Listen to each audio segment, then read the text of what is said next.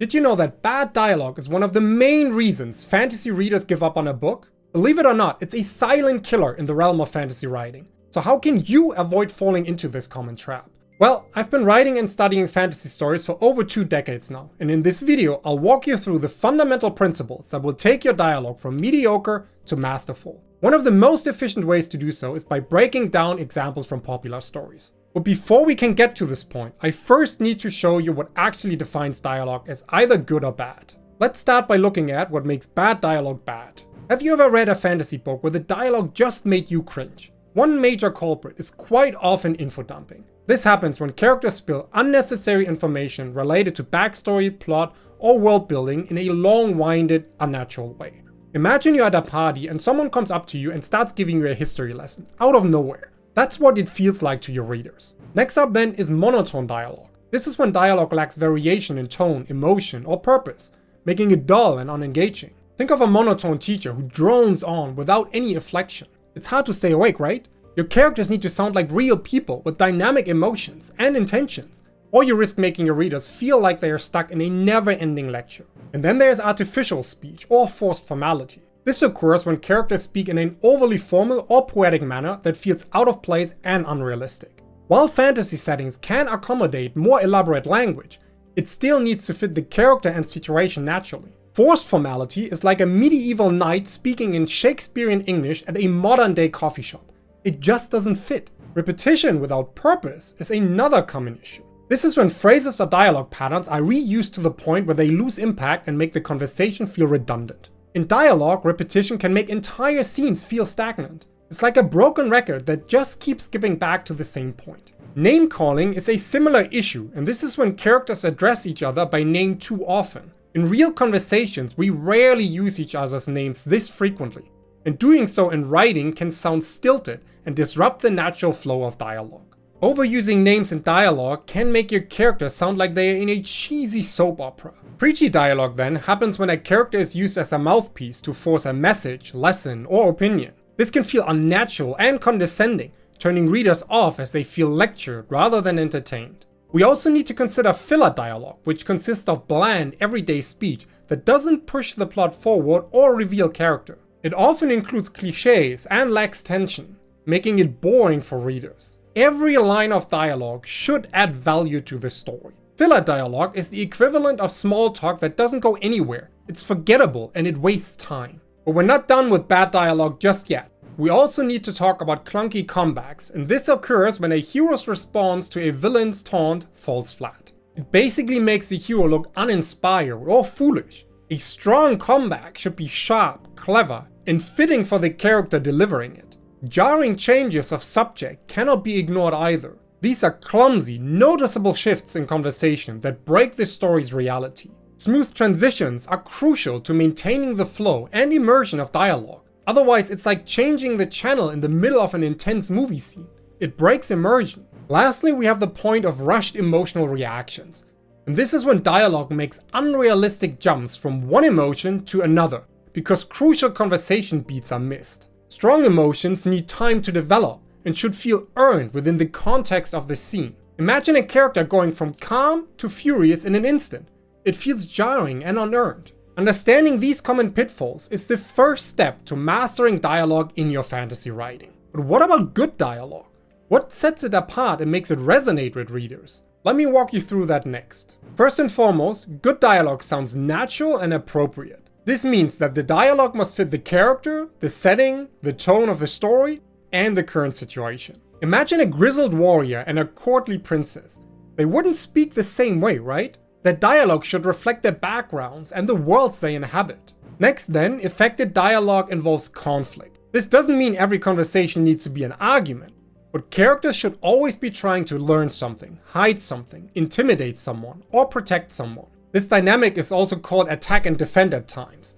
It creates tension and keeps readers hooked. Think of it as verbal chess, where every single move matters. Another hallmark of great dialogue is the expression of unspoken meaning or subtext. The best dialogues have layers, with deeper meanings beneath the surface. Think of a conversation where what's left unsaid is just as important as what's spoken. It's like reading between the lines to find hidden treasures. But good dialogue also progresses the plot. Each line should serve a purpose, whether it's moving the story forward, deepening character relationships, or enriching the themes of your narrative. Aim for dialogue that does more than just fill space. It should drive the story. Every word should count, like pieces of a puzzle coming together.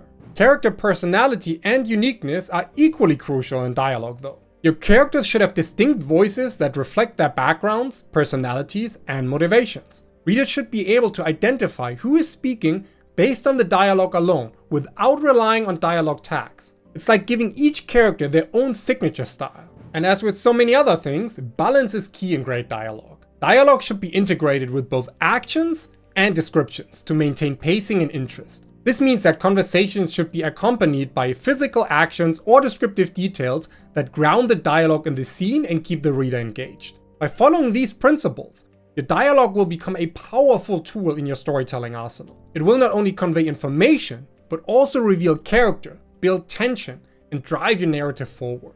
Now that we've covered the foundations of good and bad dialogue, let's turn to something truly masterful.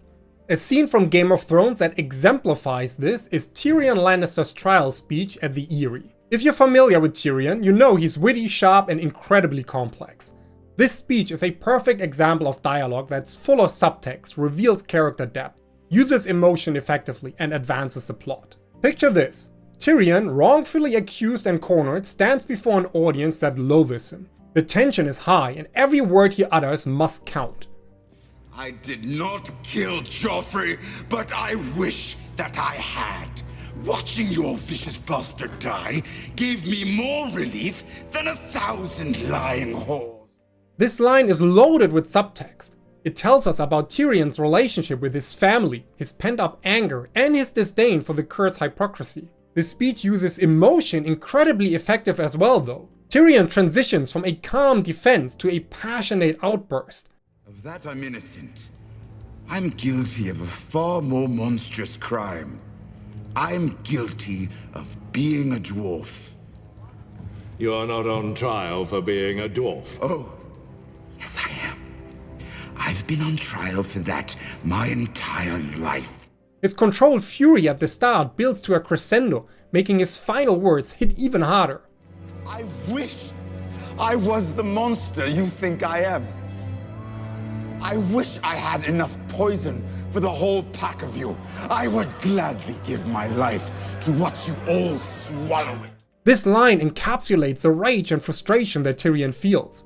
The delivery builds tension and shows the raw emotion that's been boiling under the surface. This speech also advances the plot on top of it. By the end of his tirade, Tyrion's fate is sealed.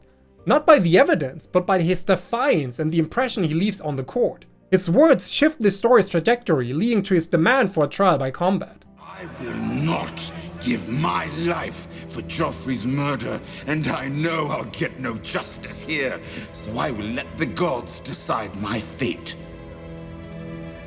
I demand a trial by combat. Now, let me share with you how this speech reflects underlying themes as well. The theme of justice, or the lack thereof, is central to Tyrion's words. His outburst highlights the corruption and bias within the system, painting a vivid picture of the societal issues at play. This not only enriches the narrative, but also deepens our understanding of the world Tyrion inhabits. It's a brilliant example that does more than just convey information. It resonates, it provokes, and it reveals the very soul of the character. So what can we learn from this? Effective dialogue isn't just about what's said, it's about what's felt and what's left unsaid. It's about weaving in emotion, tension, and deeper meanings that resonate with the audience. When done right, dialogue becomes a powerful tool that can transform your storytelling. Now, if you found anything useful in the video so far, please consider giving it a like to help me grow the channel. Thank you. And having said that, it's time to shift gears again and look at another example of bad dialogue.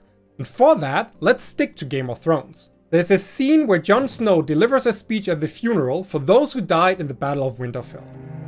We're here to say goodbye to our brothers and sisters, to our fathers and mothers, to our friends. He begins by setting a somber tone, acknowledging the sacrifices that were made. Our fellow men and women who set aside their differences to fight together and die together so that others might live. At first, Jon's speech doesn't start too badly, but as the speech continues, it starts to feel overly formal and disconnected from Jon's usual tone and personality. Everyone in this world owes them a debt that can never be repaid.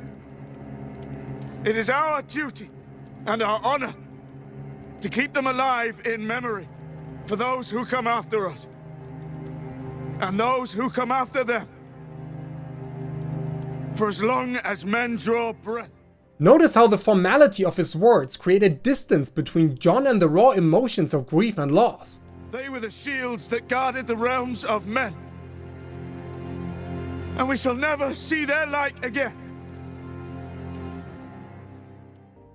This speech completely lacks the personal touch that would make it feel authentic and heartfelt. It fails to capture the gravity of the situation and the personal losses experienced by the characters. Imagine if Jon used a more personal and heartfelt tone.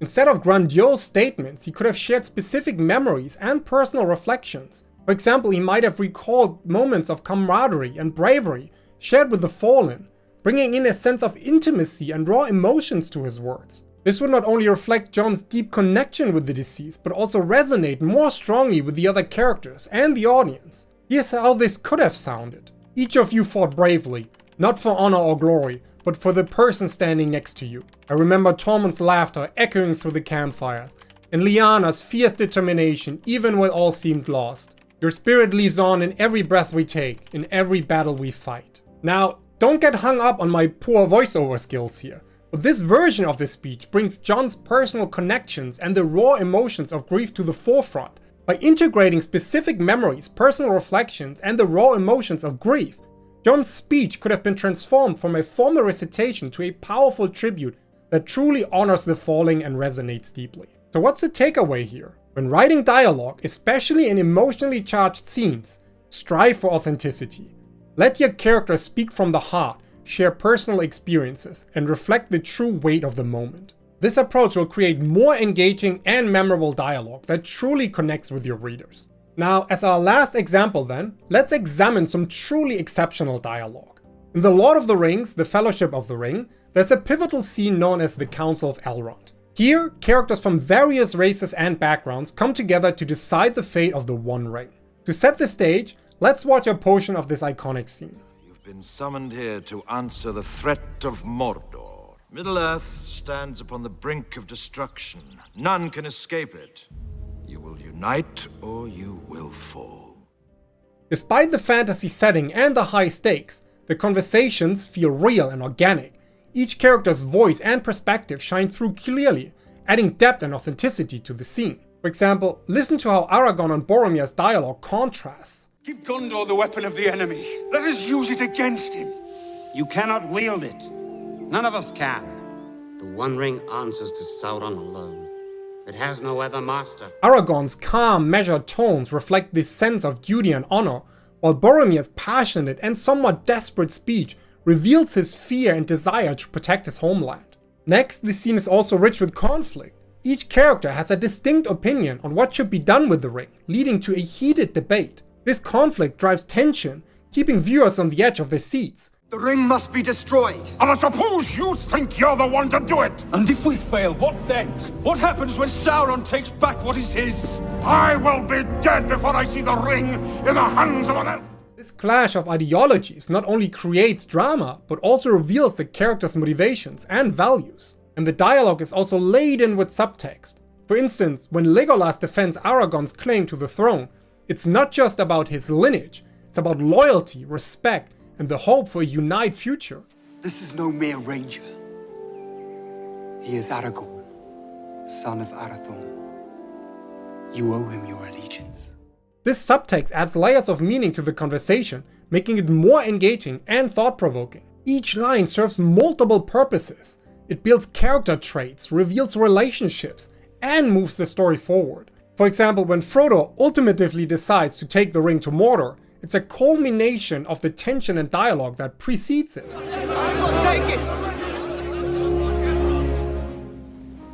I will take the ring to Mordor.